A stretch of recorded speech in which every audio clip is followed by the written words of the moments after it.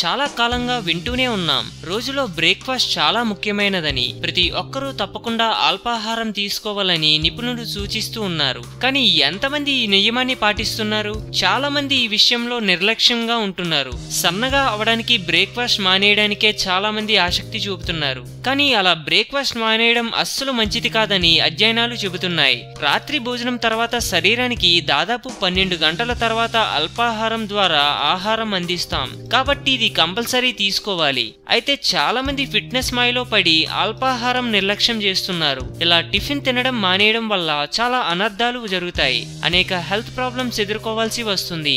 ముఖ్యంగా గుండెపోటు వచ్చే అవకాశం ఉందని స్టడీస్ హెచ్చరిస్తున్నాయి. బ్రేక్ఫాస్ట్ తీసుకునే వాళ్లతో పోల్చితే బ్రేక్ఫాస్ట్ మానేసే వాళ్లకు హార్ట్ అటాక్ రావడానికి ఎక్కువ అవకాశాలు ఉన్నాయని తాజా అధ్యయనాలు చెబుతున్నాయి. కాబట్టి హెల్తీ బ్రేక్ఫాస్ట్ తీసుకోవడం వల్ల హార్ట్ అటాక్ రిస్క్ నుంచి బయటపడొచ్చు. టిఫిన్ తినకపోవడం వల్ల హైపర్ టెన్షన్ రిస్క్ కూడా ఉంది. ఉదయాన్నే చేసే బ్రేక్ఫాస్ట్ ని మర్చిపోయినా, అసలు చేయకపోయినా గుండెపోటు వచ్చే అవకాశం ఎక్కువగా ఉందని హార్వర్డ్ పరిశోధనలు హెచ్చరిస్తున్నాయి. సుమారు 27,000 మంది మీద సుదీర్ఘకాలం పరిశోధనలు నిర్వహించారు. వీరిని 2 గ్రూపులుగా విభజించి ఒక గ్రూపు వారిని ఉదయాన్నే అల్పాహారం అందించారు. రెండవ గ్రూప్ వారికి అల్పాహారాన్ని ఇవ్వలేదు. కొన్ని రోజుల తర్వాత వీరిని పరిశీలించగా అల్పాహారం తీసుకుని వారిలో 13% మందిలో గుండె సంబంధిత సమస్యలను గుర్తించారు. కాబట్టి ఎట్టి పరిస్థితుల్లో బ్రేక్ఫాస్ట్ మానేయకండి.